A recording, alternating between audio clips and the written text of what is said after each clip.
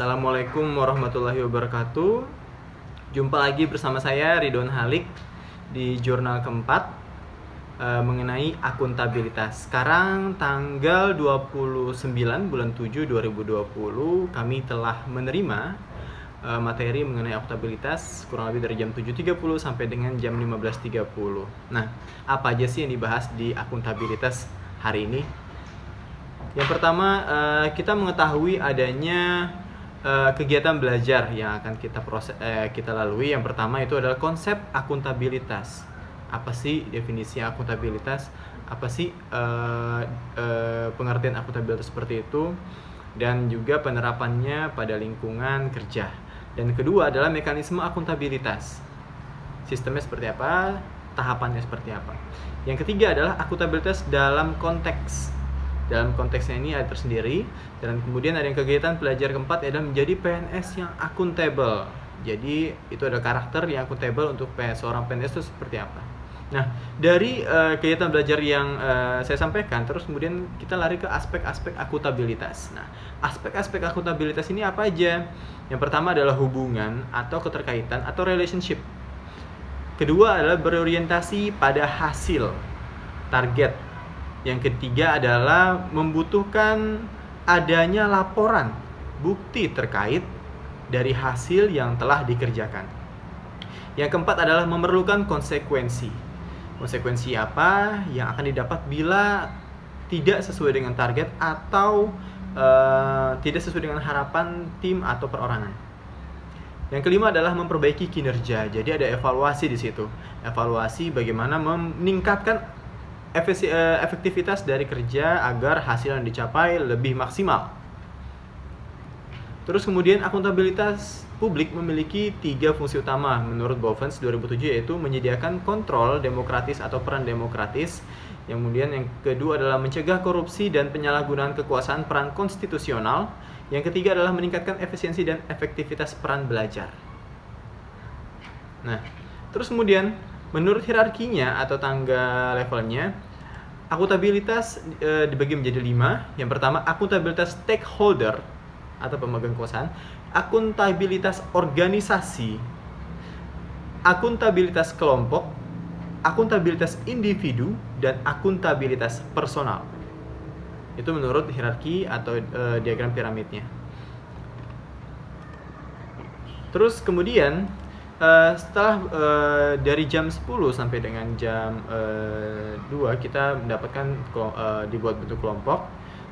Kemudian kelompok ini diminta untuk mempresentasikan hasilnya. Nah, kebetulan kelompok saya kelompok 1 mengenai penjabaran akuntabilitas, kejujuran, dan hukum. Apa sih akuntabilitas, kejujuran? Akuntabilitas, kejujuran, dan hukum adalah kepatuhan terhadap hukum dan peraturan yang diterapkan.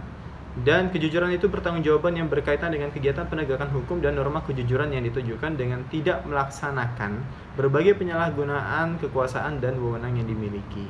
Seperti itu. Dan di sini adalah dasar hukum akuntabilitas kinerja, ada TAP MPR, terus kemudian ada UU nomor 28 dan instruksi presiden dan seterusnya. Nanti teman-teman bisa dibaca di samping sini. Terus kemudian terakhir ada Undang-Undang Nomor 5 Tahun 2014. Nah, apa sih akuntabilitas yang harus dimiliki oleh seorang PNS itu? Pertama, dia harus bertanggung jawab terhadap apa yang dibebankannya, khususnya dosen. Nah, dosen ini, dosen PNS nanti atau dosen sekarang itu memiliki kewajiban setiap periode atau setiap setahun. Setiap tahun dia harus membuat SKB. Terus kemudian SKP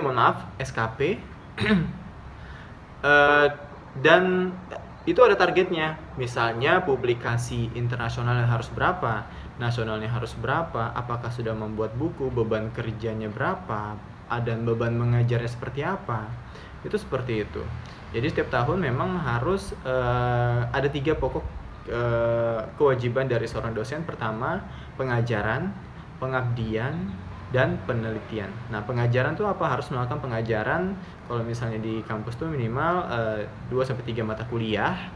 Terus kemudian pengabdian tuh pada masyarakat, contohnya melakukan pengmas. Nah, pengabdian masyarakatnya ini baik terdanai atau tidak danai harus wajib buat satu orang dosen, baik itu sebagai anggota ataupun pengusul. Terus kemudian yang ketiga adalah peneliti. Peneliti ini bisa yang dinilai adalah publikasinya atau sedang melakukan penelitian atau membuat alat itu masuk penelitian. Nah, apa yang bisa ditanamkan dari akuntabilitas dari seorang PNS? Pertama, dia harus amanah. Apa yang dibebankan oleh seorang dosen PNS itu harus dikerjakannya. Tidak boleh berbohong atau menyalahgunakan inventaris kampus. Terus kemudian harus bekerja sama dengan tim dan tidak boleh bermain sendiri atau bekerja sendiri. Nah, banyak hal yang bisa diceritakan di sini, tapi hanya sebagian yang bisa saya ungkapkan karena keterbatasan waktu. Kurang lebih mohon maaf. Saya akhiri. Wabillahi taufiq wal hidayah. Wassalamualaikum warahmatullahi wabarakatuh. Semangat, semangat, semangat. Ayo re, subscribe and comment re, ayo re.